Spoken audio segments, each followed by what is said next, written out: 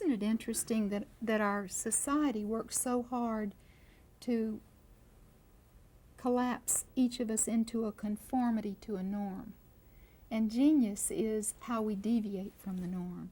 You know, trying hard to be serious and finding the answer locks us into logic. It locks us into the mental ruts of traditional thinking. In fact, now, chemically, in a field called psychoneuroimmunology, we know that when we're trying hard to find the answer, especially when you get anxious about it, you emit a lot of adrenaline. Adrenaline thickens the blood to coagulate it in case you're wounded in battle so you won't bleed to death.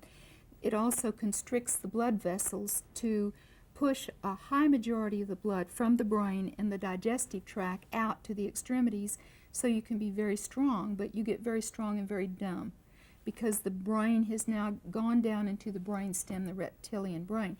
Now, if you want to reverse that and be very creative and very intuitive, you get outrageous and playful. And when you just roll on the floor laughing, you know, when you've really lost it, and it's a wonderful pun or a wonderful whatever, you emit a lot of endorphins. Endorphins thin the blood, relax the sphincters to the cardiovascular, so your blood permeates the richness of all of that part of your brain where there have not been connections, and that's part of how you get the synapses of new thinking.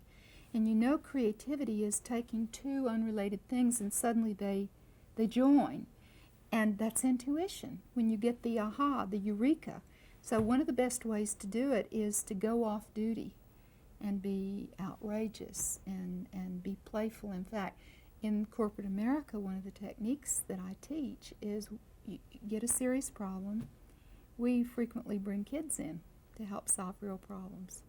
And it's incredible what happens. Adults think and behave differently with kids in the room. And then we'll take something totally unrelated, like you say. How would a lion tamer solve your problem?